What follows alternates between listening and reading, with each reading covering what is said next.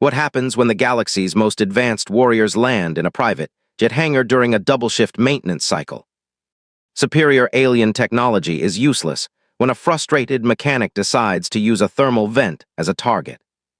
Before this night was over, a squad of interstellar invaders would be dismantled by the very tools used to fix luxury jets, and not one of them saw it coming. If you love stories where humanity turns out to be the last thing any alien empire wants to mess with, hit that like button right now. And if you are new here, go ahead and subscribe, because this channel is full of stories exactly like this one. Drop a comment below and tell me where you would want aliens to make their worst mistake. A grocery store, a gym, a hangar full of tired mechanics who just want to go home. Speaking of tired mechanics, that is exactly where we are headed. 12 men, one very long night, and a spaceship full of warriors who picked the wrong building to land in. Now let's move forward on this journey, because what happens next is going to change the way you think about who really runs this planet. 300 light-years away, on a world most people will never hear the real name of, a council of gray-skinned tacticians looked at a glowing star map and pointed at one small, unremarkable blue planet.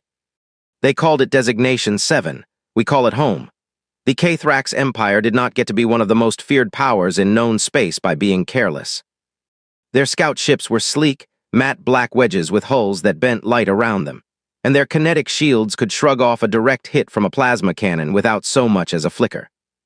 Their doctrine was simple. Identify a target with valuable technology, drop in during the quietest hour, secure the site, and extract before any real resistance could organize. It had worked on 11 other worlds. 11. Their long-range scanners picked up an enormous structure near a mid-sized American airport, thermal signatures glowing steady through the night. Metal alloys that pinged as advanced aerospace grade. Multiple aircraft parked in neat rows, engines idle, hulls gleaming under artificial light. To a fleet analyst 300 light-years away, staring at data on a console, this looked exactly like what they wanted. A private aviation hangar, high-value infrastructure. Minimal expected defense. What the Kathrax scanners could not tell them, because their instruments were not built to measure something so wonderfully irrational, was that this particular hangar ran a 24-hour maintenance operation for corporate jets. It was staffed at that very moment by a crew of tired, coffee-fueled aircraft mechanics who had been on shift since 6 that morning, and were now closing in on hour 18 with no end in sight. Commander Vekar Thras, the Vanguard's ranking officer, studied the readout with the calm satisfaction of a predator that has never once been surprised. His scout ship's onboard intelligence flagged the location as low resistance probability, Category 1. He gave the order. 3 shuttle pods detached from the mothership in low orbit, sliding silently through the atmosphere, cloaked from radar. Guided by thermal mapping software that had never once accounted for the specific heat signature of a running diesel generator, a space heater, and a coffee pot that had been left on since noon. The Kathrax had conquered worlds with far more advanced weaponry than anything humanity had ever built. They had watched empires with orbital defense grids crumble in a matter of hours. Their armor could deflect small arms fire. Their exoskeletal suits amplified strength to nearly 6 times a human's. On paper, on any battlefield in the galaxy, this was not even a contest. But paper does not account for a man named Danny Coleman, who had just dropped a socket wrench for the 3rd time that hour, and was in exactly the kind of mood that makes a person dangerous. The shuttle pods touched down just outside the hangar's rear loading doors at 2 in the morning, their landing gear silent, their presence completely undetected by any conventional radar. 4 Kathrax soldiers stepped out first, their armored boots clicking against the tarmac, scanning for resistance that, according to every calculation their commander had run, simply should not exist.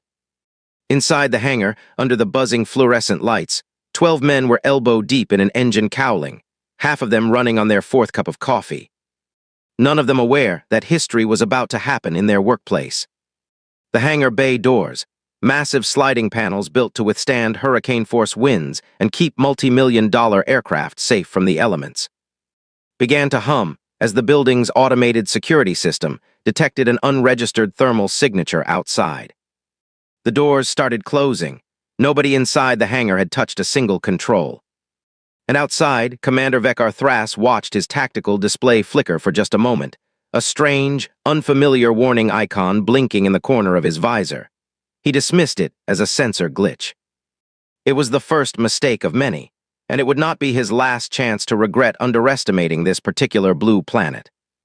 Danny Coleman had been a maintenance mechanic for 19 years, and if there was one thing 19 years of late nights had taught him, it was that exhaustion does something strange to the human brain. It does not always make a man scared. Sometimes it makes him mean. At 2 in the morning on the 18th hour of a shift that was supposed to end at 11, Danny was not thinking about aliens. He was thinking about the stubborn bolt on cowling panel 4, the one that had been cross-threaded by whoever worked the last shift, and the fact that his back had not stopped aching since noon. Around him, the rest of the crew moved with the slow, mechanical rhythm of men who had long since stopped feeling their feet. Ray Thompson was running a diagnostic on a hydraulic line. Mike Sullivan was elbow-deep in a landing gear assembly, muttering to himself about a part that should have arrived 3 days ago. Frank Delgado was on his back under the belly of a Gulfstream, using a flashlight clenched between his teeth. That was when the hangar bay doors began to move on their own. The sound was unmistakable, a deep mechanical groan followed by the whir of the heavy motor system kicking into gear, and every man in that hangar froze at once. Ray was the first to speak. Anybody touched the door controls? Nobody had. The massive doors, each one weighing several tons, slid shut with a heavy metallic clang that echoed through the entire building, sealing the hangar tight. The overhead lights flickered once, twice, and then a low hum started to rise from somewhere near the loading bay, a sound none of them had ever heard before. It was not the hum of any machine in that building. It had a strange, almost organic pulse to it, rising and falling like breathing. Frank rolled out from under the jet, wiping grease off his hands, squinting toward the source of the noise. "That the generator. Generator doesn't sound like that," Mike said, already reaching for the tire iron leaning against his toolbox. A habit born less from fear and more from 19 years of instinct that told him something was wrong. Then the shapes appeared near the loading dock. 4 figures, tall and lean, moving with an unnatural, gliding smoothness, their bodies covered in matte gray armor that seemed to swallow the light around it. Their faces, if you could call them that, were narrow and angular, with wide black eyes that reflected the overhead fluorescence like a cat caught in headlights. For one long moment, nobody in that hangar said a word. Danny Coleman, standing closest to the group, lowered the wrench he had been holding, looked at the strange armored figures approaching across his workplace floor, and said the only thing that felt right in the moment. "You've got to be kidding me." What happened next surprised everyone, including the K-Thrax themselves. There was no scream, no panic.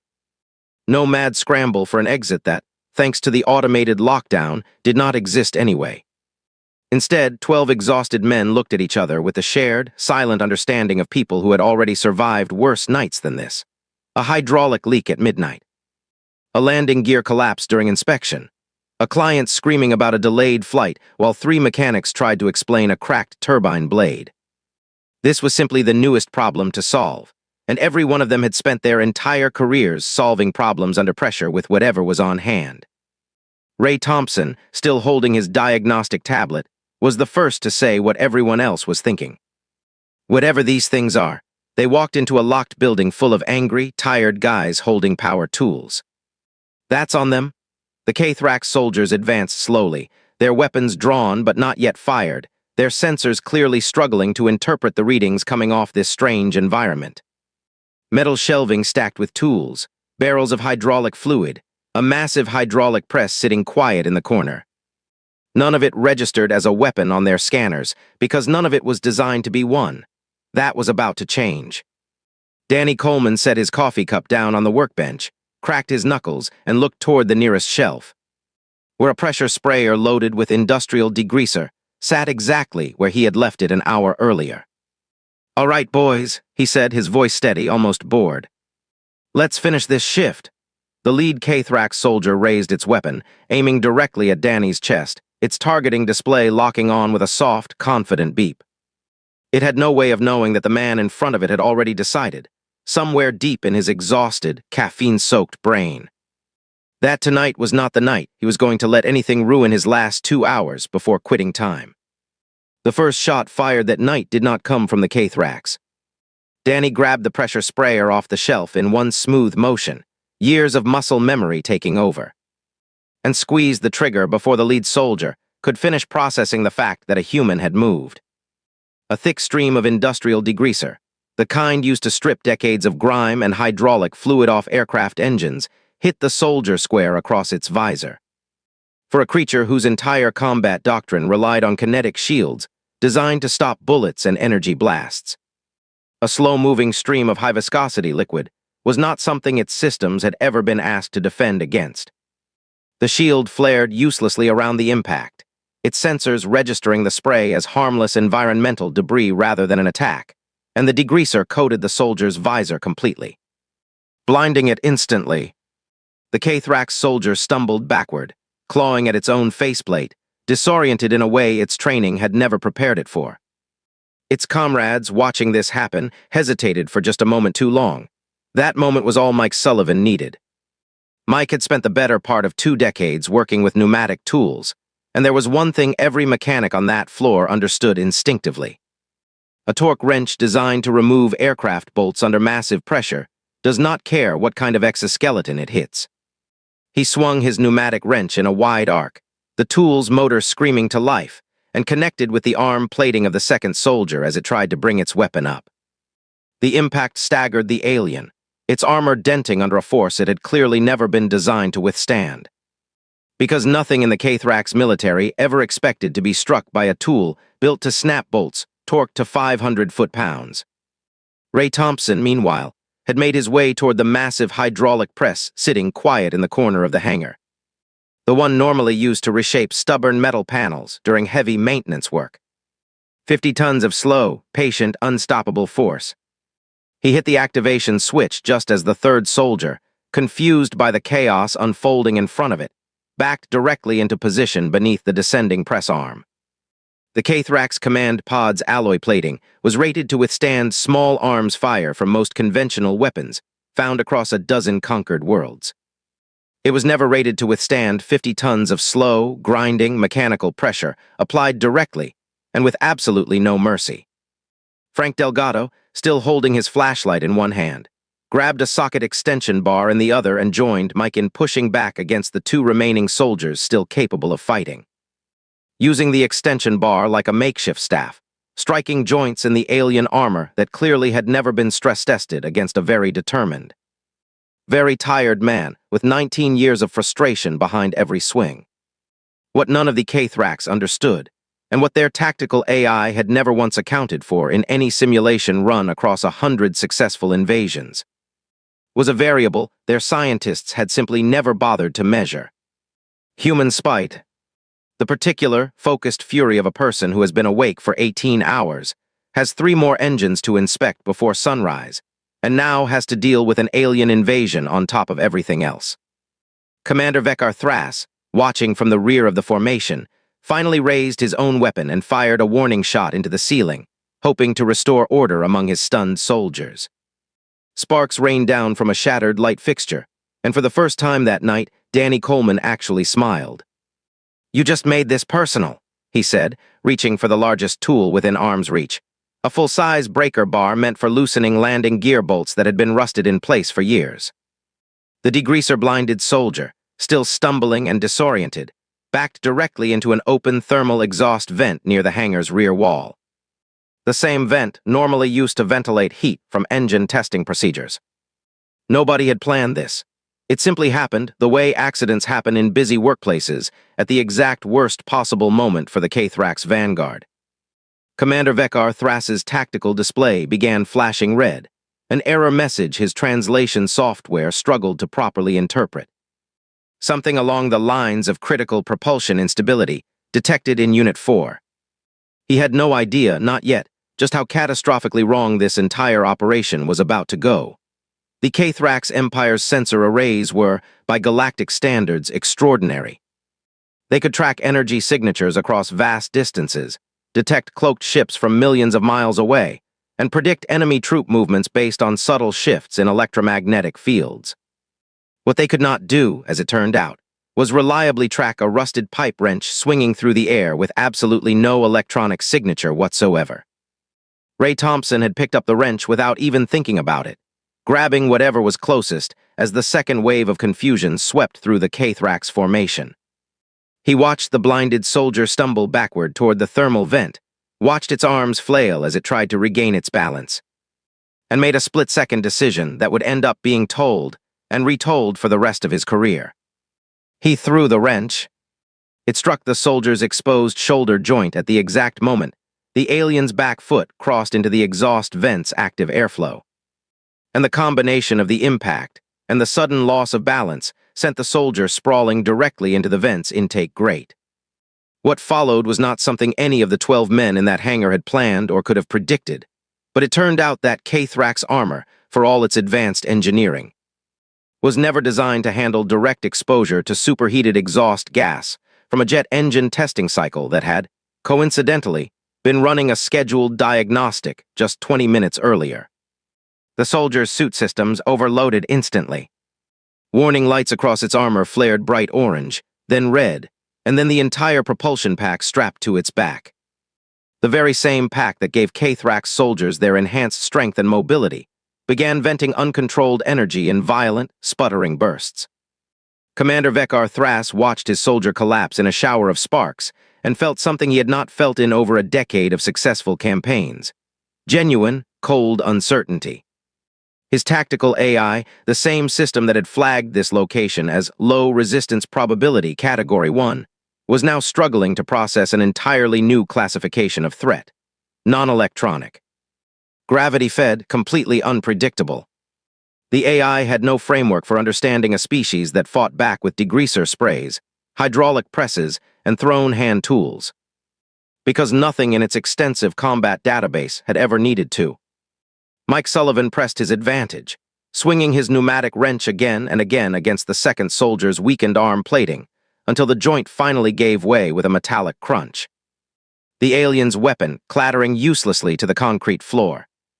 Frank Delgado tackled the third soldier bodily, using every bit of the wrestling skills he had picked up in high school 2 decades earlier. Pinning the creature's arms long enough for Danny Coleman to bring the breaker bar down across its helmet with a force that would have snapped a human collarbone. By now, the once confident Kathrax vanguard was in complete disarray. Their kinetic shields, calibrated for energy weapons and standard projectiles, had done absolutely nothing to stop degreaser, pneumatic tools, or 50 tons of slow-moving hydraulic pressure. Their thermal cloaking, designed to hide them from orbital scanners, meant nothing inside a building lit by fluorescent tubes and staffed by men who could simply see them with their own 2 eyes. Commander Vekar Thras made the only decision left available to him. He activated his personal shield generator, drew his sidearm, and charged directly at the nearest human, determined to at least salvage some measure of dignity from what was quickly becoming the worst night of his military career. That human happened to be Danny Coleman, who was still holding the breaker bar, breathing hard, sweat mixing with grease on his forehead, and very much not in the mood to lose to anyone, alien or otherwise, after 18 straight hours on his feet.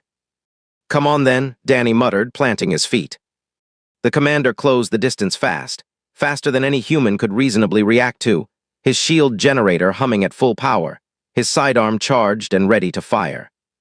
For one terrifying second, it looked like the tide of this fight was finally about to turn back in the Vanguard's favor.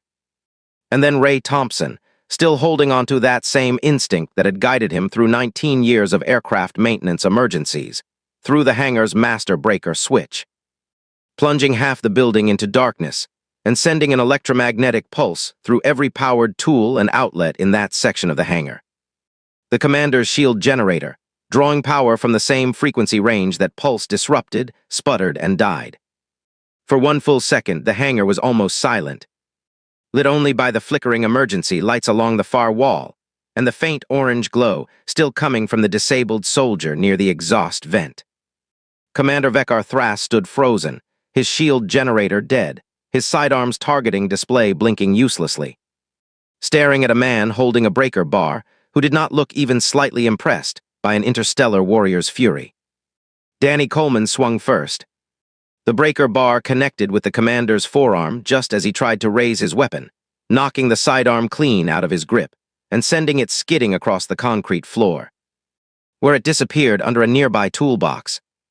Vekar Thras, trained in hand-to-hand combat techniques developed over centuries of successful campaigns across a dozen conquered worlds, lunged forward anyway, trusting his enhanced strength to finish what his weapons no longer could.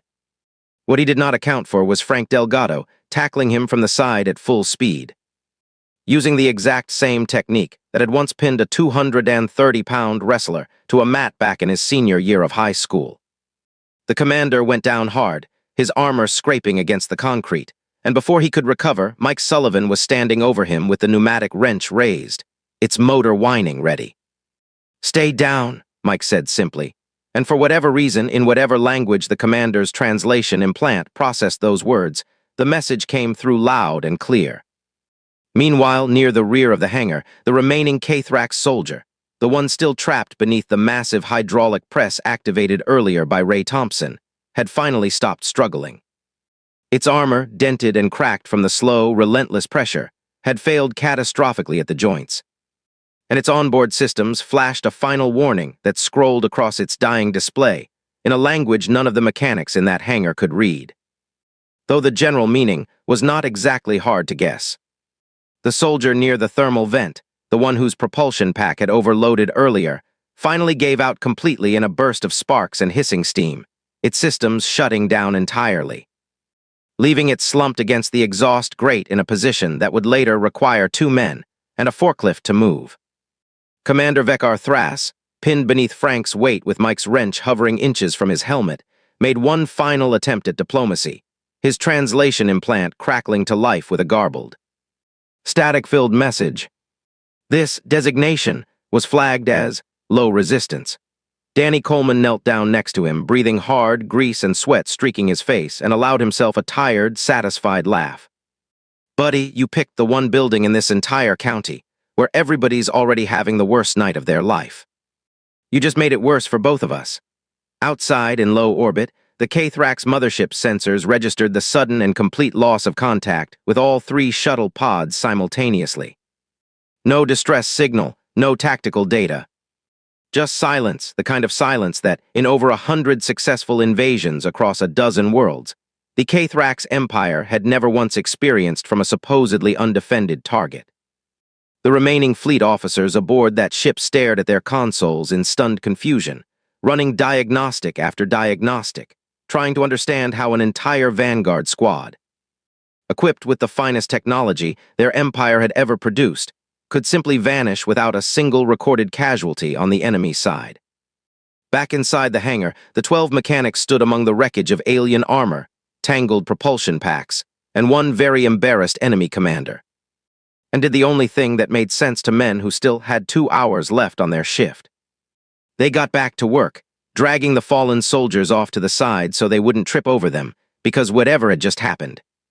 Cowling Panel 4 still needed that stubborn bolt removed before sunrise.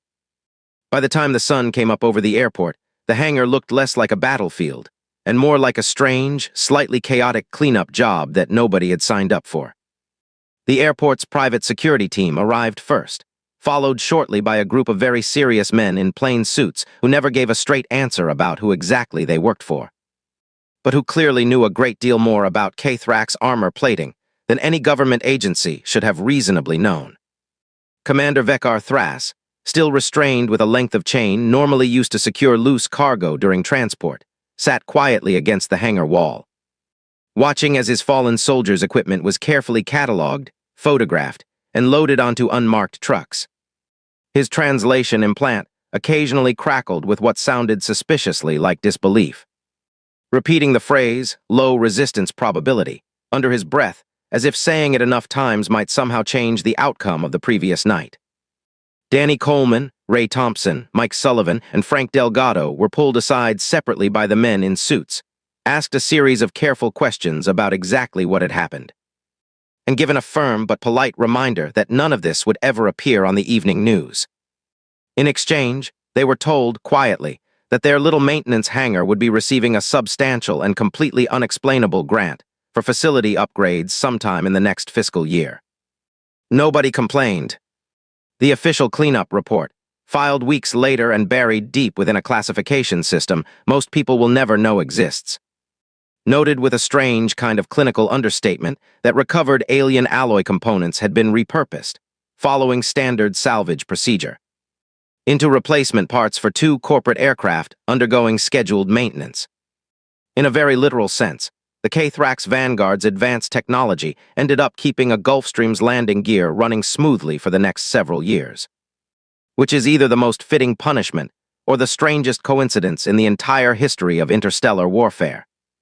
300 light-years away, K-Thrax Central Command received the salvaged black box data from the mothership months later, delivered through channels that remain, even now, a closely guarded secret. The report that followed sent a quiet wave of concern through the Empire's highest military circles. Designation 7, the small blue planet once flagged as a soft, undefended target, was formally reclassified as a non-viable invasion zone, citing what the report generously described as unpredictable civilian aggression levels exceeding acceptable operational risk thresholds. In simpler terms, the greatest empire in known space looked at what 12 exhausted mechanics did with degreaser, pneumatic tools, and a hydraulic press, and decided it was simply not worth finding out what an entire planet full of sleep-deprived humans with deadlines might be capable of. Danny Coleman finished his shift that morning like he had finished 1,000 shifts before it, clocking out at exactly 6 in the morning. Driving home with the radio playing something he barely registered, and falling asleep the moment his head hit the pillow. When he woke up that afternoon, he genuinely wondered, for just a moment, if the entire night had been some kind of exhaustion-fueled hallucination. Then he noticed the strange, faint burn mark on his workbench that no amount of scrubbing ever fully removed, and he figured some things were better left unexplained. Ray Thompson kept a small, unassuming piece of gray alloy plating in his toolbox for years afterward, telling curious coworkers only that it was a souvenir from a rough shift, and leaving it at that. Mike Sullivan eventually got promoted to shift supervisor, a role he approached with the same quiet, unshakable confidence he had shown while swinging a pneumatic wrench at an alien invader.